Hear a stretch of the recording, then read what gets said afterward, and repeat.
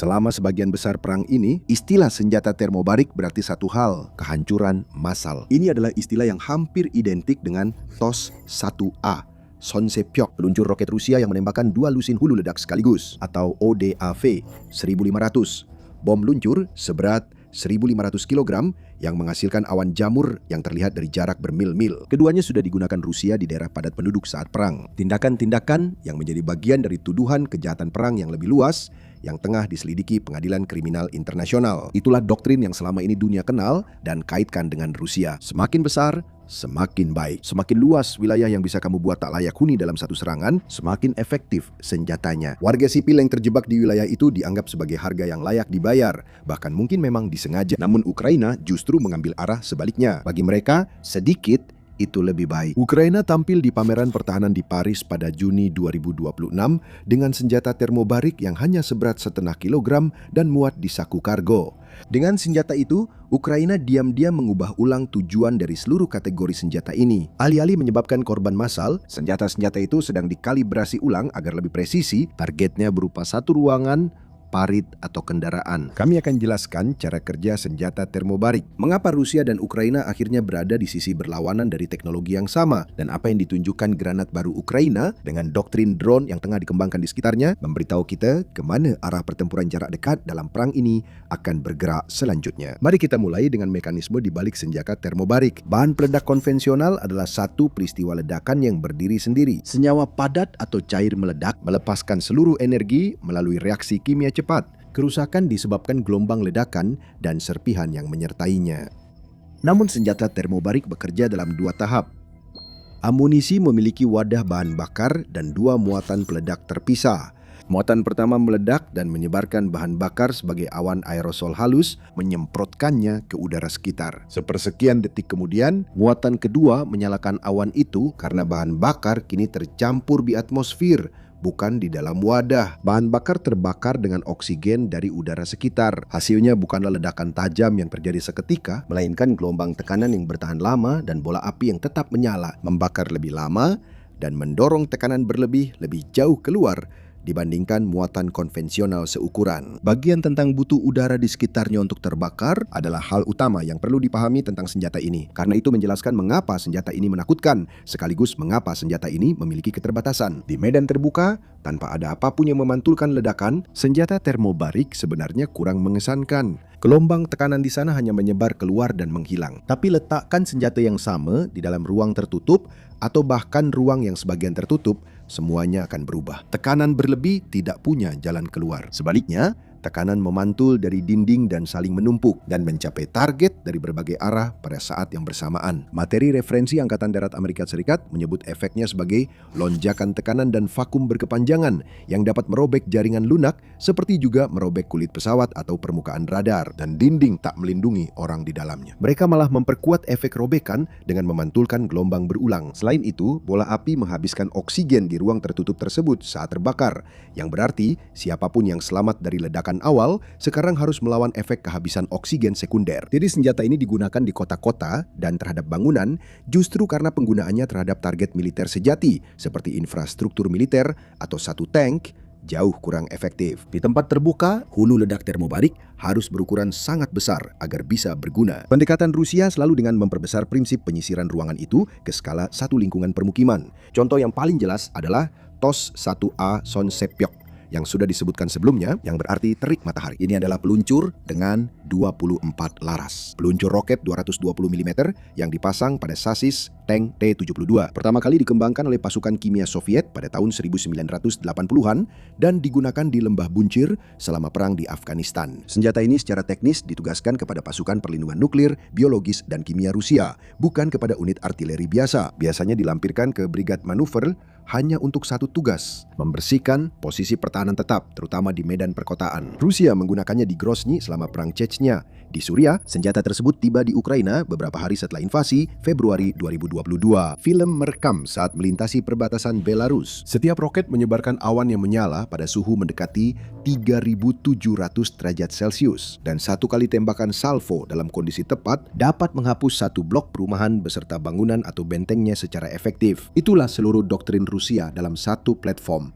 Satu sistem, satu serangan, satu masalah besar bagi siapapun yang berada di dalam area serangan. Dan kemudian ada ODAV 1500 yang menggunakan logika yang sama dan membawanya ke udara. Ini adalah bom luncur termobarik seberat 1.500 kg yang dibuat dari badan bom era Soviet yang dilengkapi dengan kit luncur UMPK modern, memungkinkan pesawat Rusia melepaskannya dari jarak puluhan kilometer dari target, jauh dari jangkauan sebagian besar pertahanan udara Ukraina. Rusia mulai menggunakannya terhadap Ukraina pada Maret 2024, menyerang desa di wilayah Sumy yang hanya beberapa kilometer dari perbatasan Rusia. Rekaman itu memperlihatkan bola api dan awan jamur membumbung setinggi 1 km ke langit. Sejak itu, senjata itu dipakai di Kharkiv, Donetsk, dan Kupiansk. Pola yang sama terus berulang di wilayah itu setiap kali Rusia menjatuhkannya. Itu terjadi di atau dekat area berpenduduk, dengan tujuan bukan hanya menghancurkannya, juga memastikan Ukraina dan dunia melihat seberapa besar kerusakan yang bisa Rusia timbulkan dalam satu serangan. Tapi untuk melangkah lebih jauh, ada uji coba Rusia tahun 2007 terhadap apa yang disebut sebagai bapak segala bom, sebuah senjata termobarik seberat 7 ton. Kremlin secara eksplisit memasarkan senjata ini sebagai pengganti non-nuklir untuk senjata nuklir taktis, menunjukkan pandangan mereka terhadap potensi senjata termobarik. Ternyata, TOS-1A, meskipun memiliki reputasi yang menakutkan, terbukti menjadi salah satu sistem paling rentan di persenjataan Rusia, terutama di medan perang penuh drone seperti buatan Ukraina. Ukurannya yang besar dan jejak panasnya membuatnya hampir mustahil untuk disembunyikan. Peluncurnya yang besar tidak memungkinkan pemasangan sangkar pelindung seperti pada kendaraan lapis baja Rusia lain terhadap serangan FPV. Dan pemantau sumber terbuka telah mendokumentasikan 36 dari perkiraan 48 sistem milik Rusia sebelum perang yang rusak, direbut atau dihancurkan hingga Juli 2026. Platform termobarik paling ditakuti di medan perang justru menjadi sasaran utama drone kecil dan murah yang diam-diam digunakan Ukraina untuk membangun doktrin termobarik berbeda. Hal ini membawa kita pada alasan mengapa perubahan arah Ukraina ke arah sebaliknya sangatlah penting. Ukraina mewarisi sebagian dari warisan termobarik Soviet yang sama setelah kemerdekaan, kebanyakan dalam bentuk peluru termobarik RPG-7 dan amunisi pelontar api yang ditembakkan dari bahu seperti Shmel. Infanteri Ukraina dekat Bakhmut memakai peluru peninggalan Soviet ke bangunan yang diduduki, mirip cara pasukan Rusia di tempat lain. Namun mulai tahun 2017, Ukroboronprom, industri pertahanan Ukraina, memperkenalkan granat tangan RGT-27 pertama. Granat ini mulai digunakan Angkatan Bersenjata Ukraina pada 2020 dan sejak awal dirancang untuk dilempar atau kemudian diterbangkan ke ruangan yang ditempati musuh. Granat RGT-27 seberat 600 gram menghasilkan bola api sekitar 13 meter kubik yang bertahan sekitar 4 detik dan mencapai suhu antara 2500 hingga 3000 derajat Celcius, yang mana itu sudah lebih dari cukup untuk membunuh siapapun yang berlindung di posisi tertutup.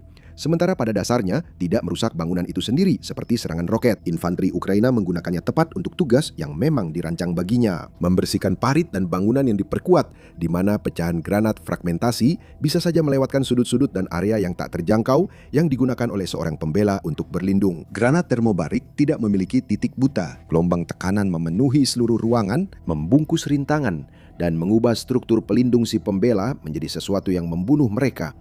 Karena dinding yang sebelumnya menahan pecahan, kini memantulkan dan memperkuat ledakan. Pasukan Ukraina mengambil granat itu dan menggabungkannya dengan salah satu penemuan terbesarnya dalam peperangan modern, drone.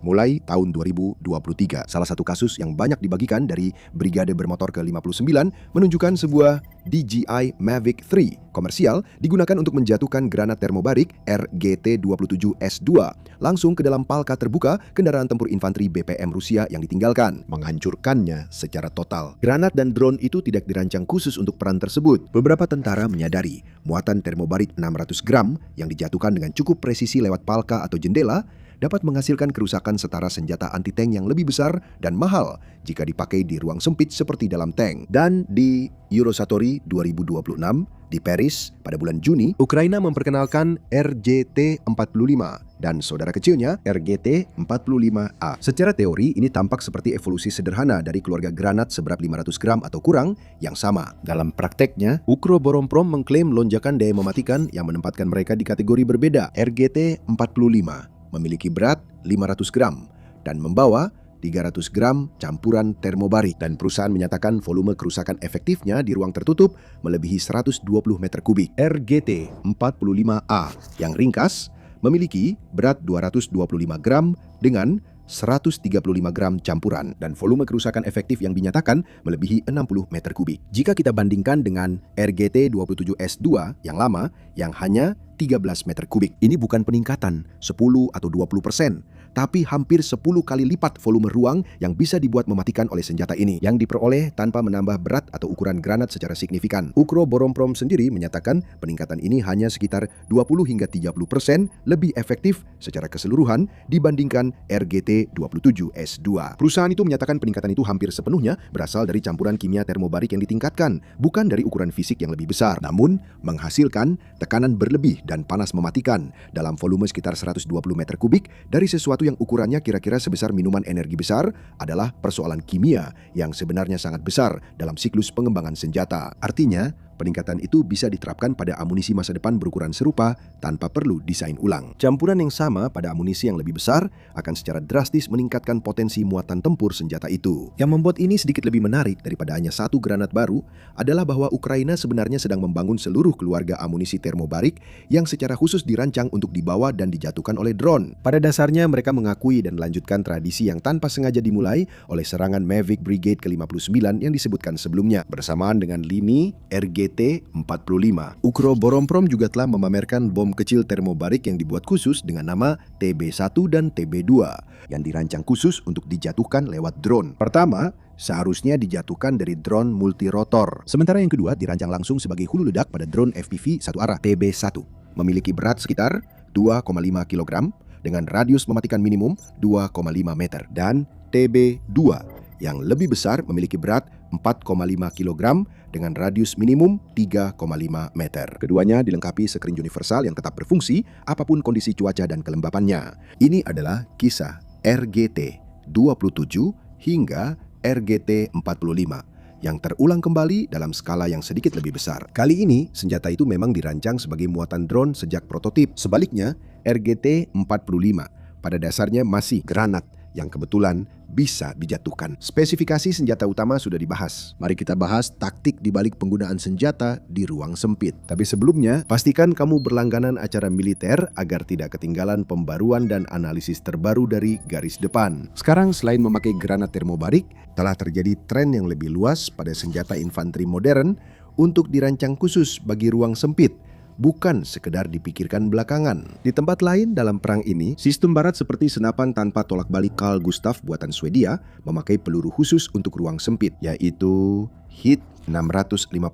Peluru ini menggunakan massa penyeimbang padat, bukan semburan gas ke belakang, khusus agar senjata ini bisa ditembakkan dari dalam ruangan tanpa membunuh kru sendiri. Lini granat termobarik Ukraina mengejar masalah mendasar yang sama dari arah sebaliknya. Alih-alih membuat senjata besar aman ditembakkan di dalam ruangan, ini membuat senjata untuk dalam ruangan cukup kuat agar efektif pada skala sekecil itu. Unit-unit Ukraina telah mengembangkan taktik berdasarkan metode serangan seperti itu. Tim drone garis depan, termasuk operator yang terkait dengan kelompok teror, menggambarkan teknik dua drone untuk membobol bangunan berbenteng yang dipakai pasukan Rusia sebagai titik pertahanan. Drone FPV pertama yang membawa hulu ledak berdaya ledak tinggi konvensional membuat lubang di atap atau dinding membuka akses ke bangunan. Drone kedua yang membawa amunisi termobarik kemudian terbang langsung melalui lubang itu dan meledak di dalamnya. Itu logika pembersihan parit dari pengalaman tempur infanteri bertahun-tahun yang kini diterapkan nyaris 1:1 ke era drone. Daripada prajurit mendekati pintu di bawah tembakan untuk melempar granat, dua drone melakukan pembobolan. Tidak ada satupun prajurit Ukraina yang pernah masuk ke garis pandang para pembela. Itulah keuntungan taktis utama dari muatan termobarik yang lebih kecil dan berenergi lebih tinggi. Dengan drone presisi yang dapat terbang lewat jendela dan celah kecil, jangkauan efektif dan pilihan lintasan peluncuran yang layak pun makin meluas. Ide dasar yang sama juga diterapkan pada skala yang lebih besar, yang memperluas apa yang sebenarnya bisa dicapai oleh doktrin ini. Drone serang Behemoth yang dikembangkan oleh Glaver dan Culver Aerospace dan pertama kali diperlihatkan ke publik pada Chaser Mei 2026, membawa muatan tandem 75 kg, termasuk hulu ledak fragmentasi bahan peledak tinggi 40 kg. Di hidung diikuti muatan termobarik 35 kg di belakangnya. Pada bulan Juni 2026, drone itu sudah digunakan untuk menyerang jembatan Chonhar yang menghubungkan Oblast Kherson yang diduduki dengan Crimea, mengganggu koridor logistik utama ke semenanjung itu. Meski drone itu jauh lebih besar dari granat, filosofi desain dasarnya tetap sama. Granat ini menggantikan granat anti-tank yang lebih besar dan sulit digunakan. Behemoth dimaksudkan untuk menggantikan rudal jelajah seperti Storm Shadow atau rudal Scalp yang dipasok oleh Inggris atau Prancis.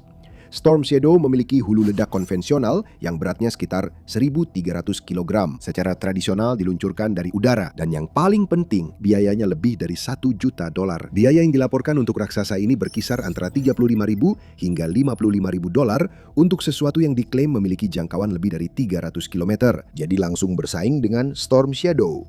Ukraina bahkan mengadaptasi konsep ini untuk digunakan di laut. Laporan awal Juni menyebut mereka mengadaptasi Sea Baby dengan menambah peluncur granat termobarik Shmel dan platform peluncuran drone FPV di kompartemen samping kapal drone itu. Pada dasarnya, ini mengubah drone sekali pakai menjadi platform multi senjata terapung untuk menyerang posisi pertahanan Rusia yang diperkokoh di pesisir. Intinya, senjata termobarik mencerminkan filosofi desain yang mengutamakan presisi ketimbang penggunaan massal. Penggunaannya diterapkan mulai dari senjata sekecil granat hingga yang dirancang untuk menggantikan rudal yang lebih kecil. Perhatikan bahwa ini berhenti tepat pada tingkat daya hancur yang menjadi titik awal senjata Rusia, karena senjata ini bukan untuk menggantikan rudal balistik atau nuklir di sini, hanya untuk membersihkan posisi dan parit yang diperkuat. Dan poin terakhir, itulah yang menjadi alasan mengapa senjata termobarik menjadi sangat diperdebatkan pada tahun 2026.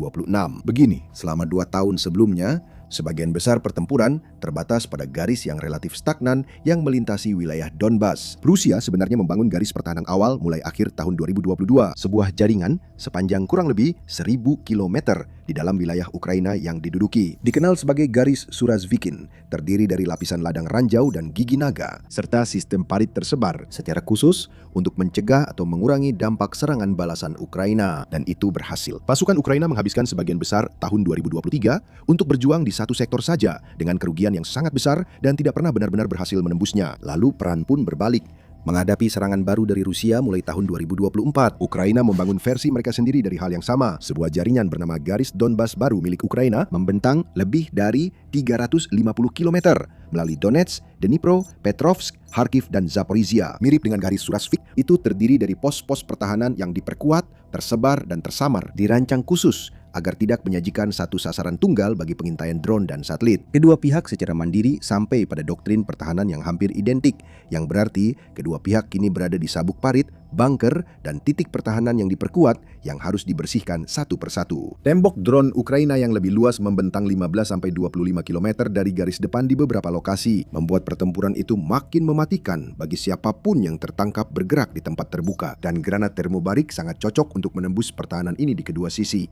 Tepat karena fisika yang sudah kita bahas di awal. Pecahan ledakan bisa luput dari ruang mati di belakang balok penyangga atau di balik tikungan di dalam bunker. Prajurit yang berjongkok di sudut salah bunker bisa selamat dari granat frag yang dilempar lewat pintu. Sebuah muatan termobarik tidak akan membiarkan sudut itu tetap tak tersentuh karena gelombang tekanannya akan mencapai setiap bagian dari ruang tertutup tersebut. Karena itu, peningkatan 10 kali lipat volume kerusakan bisa mengubah seberapa banyak struktur yang diperkuat dapat dihancurkan oleh satu amunisi yang dijatuhkan oleh satu drone dapat dinetralkan sekali serang. Implikasinya adalah bahwa unit-unit Ukraina dapat membersihkan posisi pertahanan Rusia dengan menggunakan lebih sedikit sumber daya dan menempatkan lebih sedikit infanteri mereka dalam bahaya. Namun, ada dimensi hukum dan moral di sini yang layak disebutkan secara jelas daripada diabaikan begitu saja. Hukum internasional tidak melarang penggunaan senjata termobarik terhadap target militer yang sah. Setiap upaya membatasi atau melarang kategori ini sebagai kelas senjata selalu gagal, yang menentukan legalitas dan yang mendorong tuduhan kejahatan perang terhadap penggunaan TOS-1A dan ODAV 1500